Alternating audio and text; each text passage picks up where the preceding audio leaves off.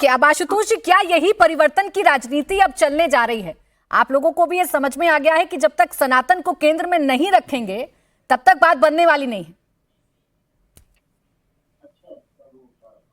नहीं, देखिए पहले तो मैं इस बात को साफ कर दूं कि जो अनंत विजय जी ने कहा उस संविधान की अक्षरता समाजवादी पार्टी उसको फॉलो करती है। हम किसी भी धर्म के तरफ झुक के हम राजनीति नहीं करते। पहले अपना डाटा क्लियर कर लीजिए। समाजवादी पार्टी 29 नहीं 32.2% लेके आई थी, तो हमने अपनी पिछले चुनाव से 11% की छलांग लगाई थी इसी भारतीय जनता पार्टी के सामने। भारतीय जनता पार्टी 1.5% उछल पाई थी, तो डाटा सही कर लीजिए। तो समाजवादी पार्टी ने साफ साफ कहा है जो पीड़ित है वही पीडीए है। हमारा लक्ष्य बहुत क्लियर है, हम पीडीए के साथ में चलेंगे और सनातनी इस समय पीड़ित हैं। इस देश में इससे ज़्यादा पीड़ा क्या होगी कि इस देश के हर घर से जिन लोगों ने चंदा दिया, ब्राह्म भक्तों ने चंदा दिया, उनका चंदा ये चंदा चोर, मतलब चौकीदार ही चोर है, ये साबित हो गया। ये चोरी कर ले गए और चोरी करके डकार भी नहीं मार रहे हैं और छोटी मोटी मछलियों को पकड़ रहे हैं। इसलिए समाजवादी पार्टी इनके साथ में खड़ी हुई है। हम फिर कह रहे हैं जो पीड़ित है वो पीडीए है और जो पीडीए है वही समाजवादी पार्टी है। तो आपके इसी आज पीड़ित सनातन है बेचारा। हाँ, तो आपके वो परेशान है बिल्कुल क्योंकि इस तरीके से भारतीय जनता पार्टी ने चोरी करी। जी, आपके मैं दूसरी चीजों पर भी आ सकता हूं अगर आप कहेंगे तो। मैं आपके इसी फॉर्मूले की बात कर लेती हूँ। पीड़ित सनातन है, यानी कि इसका मतलब यह है ना कि उत्तर प्रदेश में जो अल्पसंख्यक, खासकर जो मुसलमान वर्ग है, जो आप आरोप लगाते थे कि सरकार धर्म देखकर राजनीति करती है, वो खत्म हो गया आपका मोवेश। अल्पसंख्यक का पीड़ित नहीं है, मुसलमान अब पीड़ित नहीं है। प्राची जी, ये तो वही वाली बात हो गया कि अगर एक पीड़ित है तो मतलब बाकी सब खुशी हो गए। ऐसा थोड़ी ना होता है कि अगर किसी को पीड़ा ज्यादा है तो दूसरे कम पीड़ा वालों की आप बात कह रहे कि उसको पीड़ित ही नहीं है। नहीं, आप ही नहीं भारतीय जनता पार्टी ने तो अल्पसंख्यकों को कभी सुध ही नहीं लिया है। उन्होंने नहीं, हमने कभी नहीं कहा कि अल्पसंख्यकों को पीड़ित नहीं है। नहीं, आप उनको तो वो तो सबसे पहले है। पीडीए का ए तो वही है, ए तो अल्पसंख्यक है। हम पी को डिफाइन कर रहा हूँ। बिल्कुल ठीक कह रहे हैं आप आशुतोष जी, और इसीलिए ना क्योंकि आपके नेता तो कहा इस समय जो पीड़ित है वो सनातन हो गया है।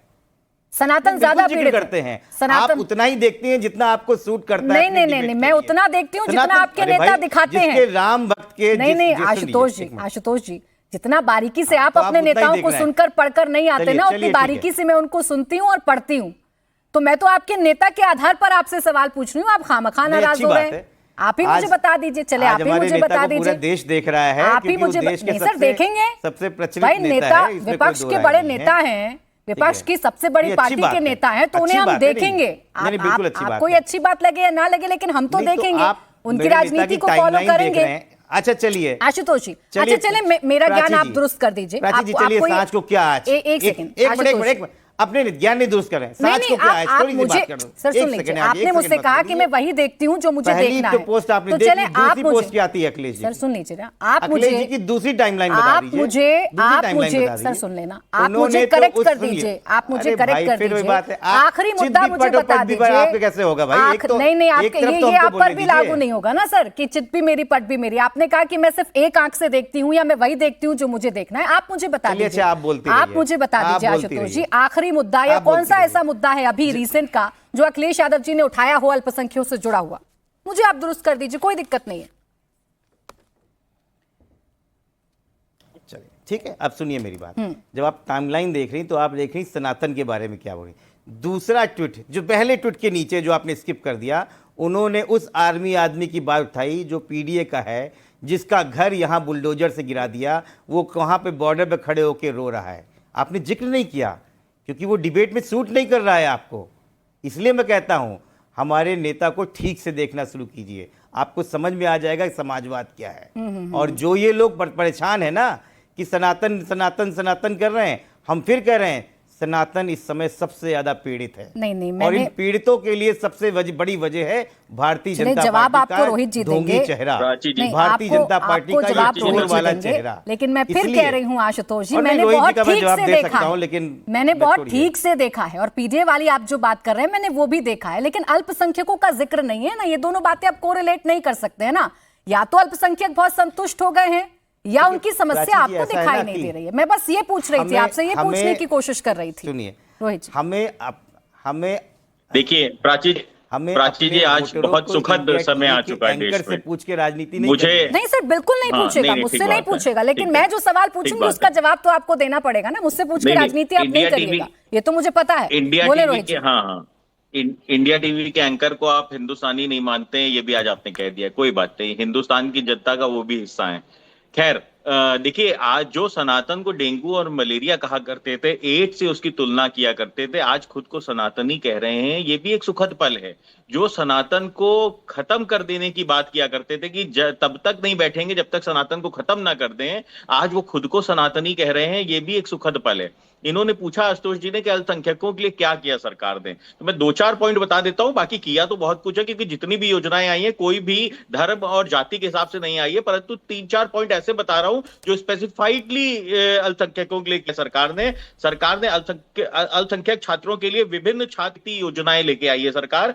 शिक्षा, कौशल विकास और रोजगार के कार्यक्रमों का संचालन किया गया, विशेष तौर पर अल्पसंख्यकों के लिए किया गया है। प्रधानमंत्री जन विकास कार्यक्रम के माध्यम से अल्पसंख्यकों के बहुल क्षेत्रों में, मतलब जहां पे अल्पसंख्यक की संख्या ज्यादा है, वहां पे स्कूल, स्वास्थ्य केंद्र, छात्रावास और अन्य बुनियादी ढांचे को बनाया गया है, जो 70 साल तक आपने उनको नहीं दिया था। रियायती दरों पे स्वरोजगार और व्यवसाय के उपलब्ध कराया, और ये विशेष योजनाएं आई हैं जो अल्पसंख्यक के लिए आई हैं। तो आप जी कृपया करके ना जनता को गुमराह किया, पहले सनातनियों को गुमराह करते थे, सनातनियों को कहा करते थे कि सनातन की तुलना आप डेंगू और मलेरिया से करते थे, उस समय आपके मुंह से आवाज नहीं निकलती थी। लेकिन रोहित जी, योजनाओं से ज्यादा नजर इस बात पर है कि कितने मुस्लिम नेताओं को टिकट दिया जाता है, कितने अल्पसंख्यकों को टिकट दिया जाता है। अब एक भी योग्य मुसलमान नहीं मिलता।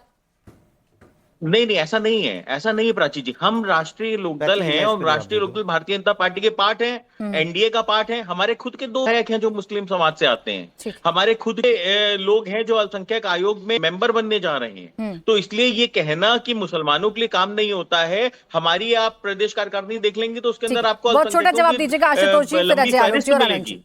बोले आशुतोष जी। देखिए, रोहित भाई को मैं कुछ बोलूँगा नहीं, बुरा लग जाता है रैली वालों को। ये जो आपने जो योजनाएं बताई हैं वो 2022 के पहले की हैं, और पढ़ के आप बोल रहे हैं। और 2022 के पहले आप ही भारतीय जनता पार्टी को गालियां देते थे कि अल्पसंख्यकों को कुछ नहीं किया, आपका कुछ नहीं होगा। तब आप समाजवादी पार्टी में थे। अब आइए, आप जिन 2 एमएलए की बात कर रहे हैं, वो दोनों एमएलए भी समाजवादी पार्टी की वजह से आपके पास नहीं, तो आपके एमएलए राष्ट्रीय लोकदल की वजह से। वो लोग बोले, एक मिनट रोहित भाई, वो लोग बोले 2017 में आपके 43 एमपी आए थे। हाँ, सही बात है, 6 की वजह से 11। सत्य को सत्य की तरह रखिए। अरे 2017 में मजाक कीजिए कि लोग हंसने लगे। आपके 47 एमएलए थे और 111 एमएलए हुए जब 2022 में हमने आपके साथ चुनाव लड़ा। पश्चिम उत्तर प्रदेश के अपने एमएलए से पूछ लीजिए, अपने एमएलए से पूछ लीजिए पश्चिम उत्तर प्रदेश के, कि वो किसके वजह से जीत के आए।